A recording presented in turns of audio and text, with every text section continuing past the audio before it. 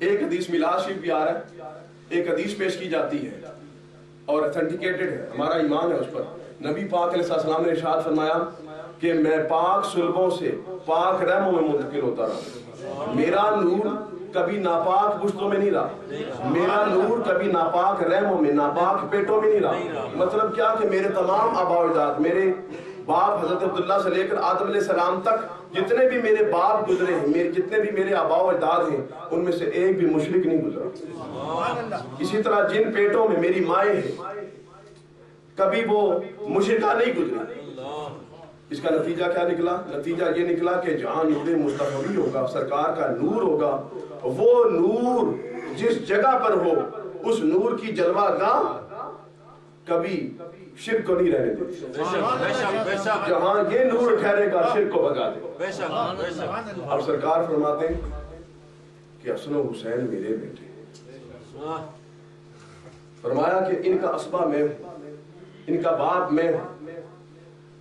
اچھا یا رسول اللہ آپ ان کے ابا جی لکھتے ہیں تو علی کا کیا کردار ہے؟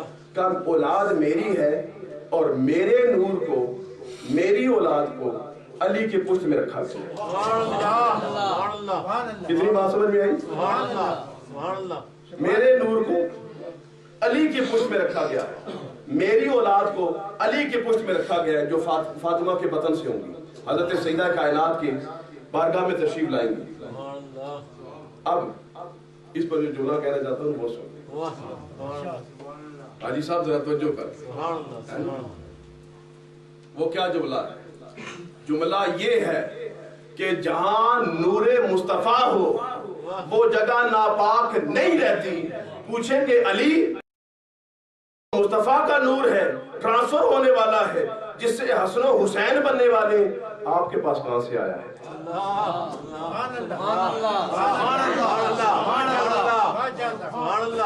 تو جواب علی دیتے ہیں کہ مجھے یہ نور میرے ابا جی جناب ابو طالب سے ملا ہے۔ ہم یہ کہیں گے تاریخ گواہ ہے کہ مصطفیٰ کریم سے لے کر آدم علیہ السلام تک جس پشت میں یہ نور رہا وہ کبھی مشرک نہ ہو سکا۔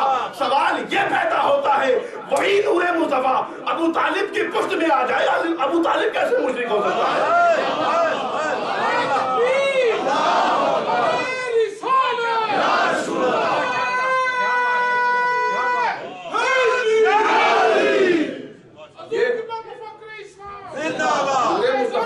کی بات ہے، ماننا پڑے گا۔ اگر اس حدیث کو ٹھیک مانتے ہو پھر اس بات کو صحیح مانتے ہو کہ حسن و حسین نور مصطفیٰ ہے، تیری نسل پاک میں ہے بچہ بچہ نور کا، تو ہے اہل نور، تیرا سب گھرانہ نور کا، پھر مانتے کیوں نہیں ہو کہ یہ نور آیا کدھر سے ہے؟ وہ نور اوپر سے چلا آ رہا ہے۔ یہ وجہ سرکار نے فرمایا اے علی تو اور میں نور واحدہ سے ہیں، ایک نور سے ہیں۔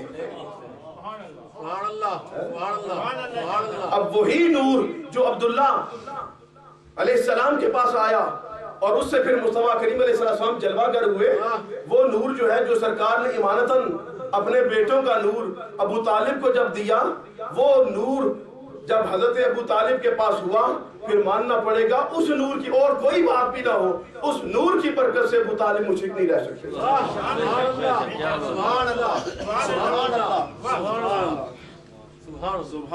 بھلا کرے حضرت قبلہ مفکر اسلام کا اللہ تعالیٰ آپ کا سایہ دراز فرمائے۔